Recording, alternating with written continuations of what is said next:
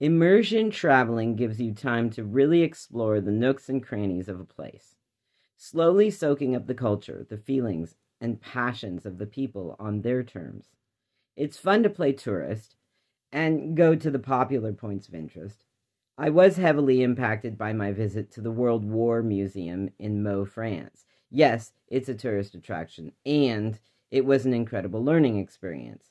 I learned significantly more about the Great War in those 2 hours than I ever did in American public schools. However, what I enjoyed the most was wandering the sidewalks, exploring the back alleys, and getting my hair cut by a nice person who shared friendly conversation with me in mixed French and English. While I tried my very best to respect her language, she responded by sharing a glimpse of the regular Paris world with me. I call myself a part-time traveler because I do have a home, to which I always return, and I stay rooted for long enough to enjoy the labors of gardening.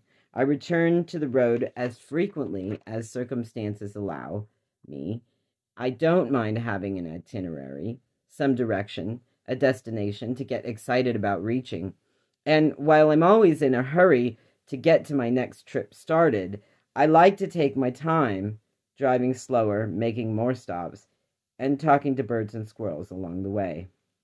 I want to take a trip where I stop at every roadside viewpoint, and I spend the whole day immersed in that place, that space.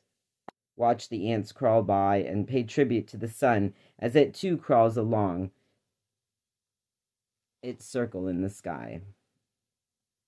Because to really observe the details, you have to be patient. Be willing to take the time, and you have to have an open mind.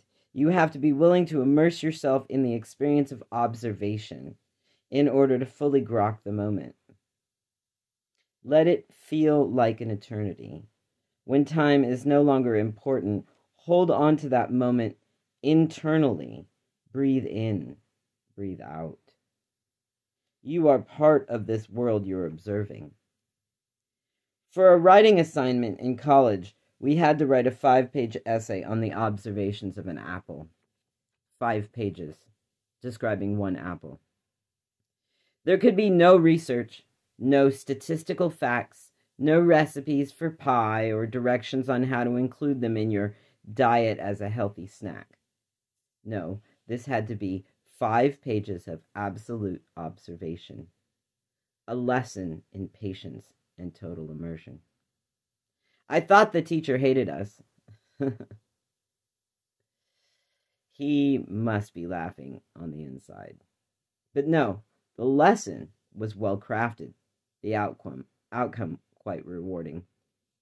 I approach my adventures with the same slow, careful method. Soaking up the details with all the accessible senses, I try to observe the world fully from each place that I am present. This last adventure gave me 7 weeks in Portland. I didn't spend a lot of money, except on gas and propane. I didn't have a lot of cash on hand, so used my car to camp in. I used my camping gear to start up conversation by offering hot water, food, and coffee. The people felt safe to open up and talk to me. So many stories. So many burdened souls just existing within their moments. This immersion within their community afforded time for careful observation. And from this experience, I return home, steadfast in my conclusion. We are all human beings. We are all human beings, despite the classist exhortation that your value is defined by your level of consumption, and whether or not you feel it, you are just a pawn in a larger system. As long as there is greed and this fallacious American vision, will continue to dehumanize a vast percentage of the population, of people who try so hard to stay hidden. They do not camp in your front yard to frighten or harass you.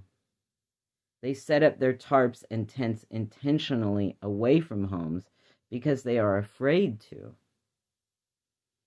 We are all doing the best that we can with the resources we have access to.